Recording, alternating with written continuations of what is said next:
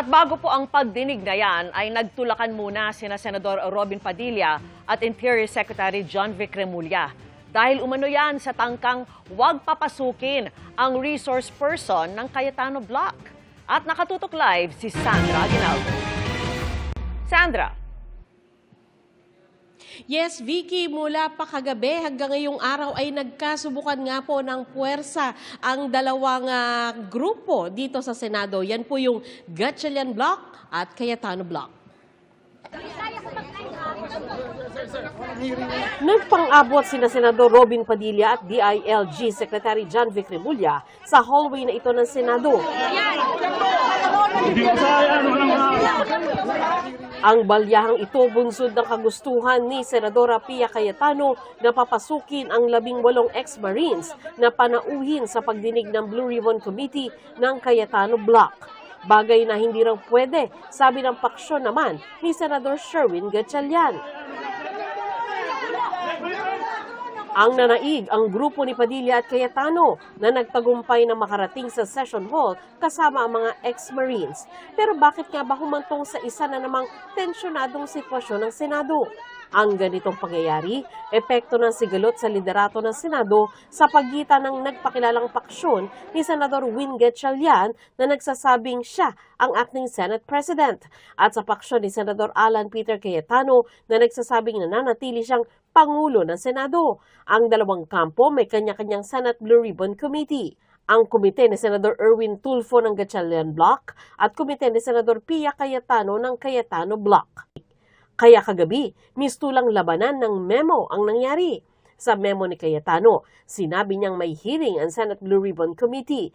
Lahat daw ng Senate official at personnel na assigned sa aktibidad ng mga komite ay dapat magbigay ng full cooperation and assistance. Sa memo naman ni Gatchalian, sinabihan niya ang Senate offices na work-from-home arrangement ang mga empleyado sa araw na ito. Naglabas rin kagabi si Tulfo ng notice na kanselado ang public hearing ng Blue Ribbon ngayong araw. Pero giit din na Cayetano, tuloy ang pagdinig ng kanilang komite. Kaninang umaga, maagang dumating sina Cayetano at Gatchalian sa Senado. Si Cayetano nasa loob ng session hall at nag-inspeksyon sa paghahanda para sa kanilang pagdinig.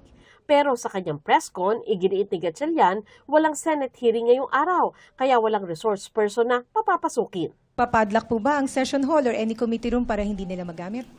Hindi ako mahilig sa mga padlock, no.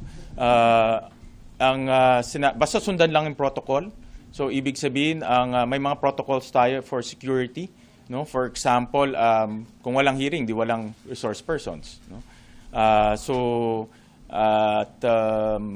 Wala ring mga arrangements kung walang hearing, no? Kasi wala naman officially hearing today. So ano po yung aktual na mangyayari o gagawin kapag ka po sila ay dumating? I cannot speculate, Nympha, pero our position ay walang hearing today. Ang presensya ni Remulla sa Senado dahil daw sa hiling ni Gatchalian. Personally, ako humingi ng tulong kay Secretary Remulla para masigurado natin na ang premises ng Senado ay laging protektado at orderly. Pero ang patigasan ng dalawang panig na subok kanina. Nang dumating sa Senado ang mga inimbitang resource person ng Cayetano Block. Paliwanag naman ni Remulla, palabas umano siya noon nang biglang nakasalubong ang grupo ni Padilla at ng ex-Marines at wala umano siyang planong mangharang. I had to protect myself kasi siguro they were mga 50 sila eh. I wouldn't say tinulak niya ako pero siya yung nasa harap ko nung parang isang wave ng tao biglang nasa harap ko. Nagulutan na ako eh. Kung hindi motivated ba yung katawan ko, nahulog na ako nun eh.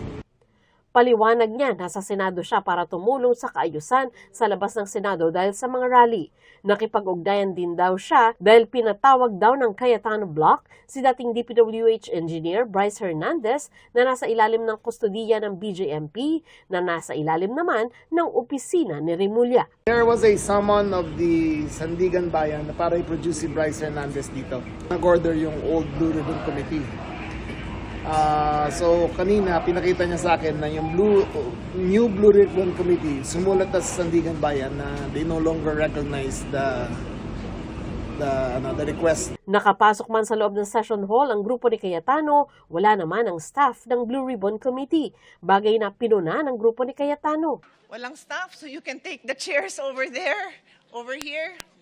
May I remind even our own employees, pag in-interrupt nyo or disturb or titigilan nyo yung ating hearing, yan po ay criminal offense. Pinag-aaralan daw ng grupo ni Gatchalian ngayon ang pagsasagawa ng special session para aksyonan ang mga nabinbing trabaho sa 2 araw na hindi nagsesyon. Sinabi rin niyang siya ang magiging presiding officer ng impeachment court na nilitis kay VP Sara Duterte. Tayo ang magpe-preside. When will this happen, sir? I have to consult with the clerk of court, no? Kung ano yung mga procedures, no? But definitely pagbukas ka lang mag-oath. Sir, Plano rin daw niyang makipag-ayos sa grupo ni Cayetano. I plan to extend my hand to all the senators, no? Whether majority, minority, but of course in this case, the new minority. Pero tilang walang planong makipag-ayos sa ngayon si Cayetano. Sino ang susundin nyo? Yung peke na acting Senate President o yung sinasabi ng ating konstitusyon na Senate President?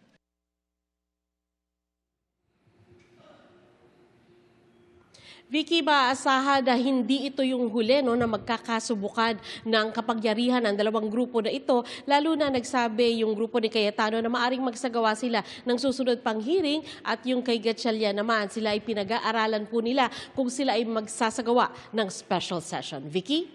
Maraming salamat sa iyo, Sandra Aguinaldo.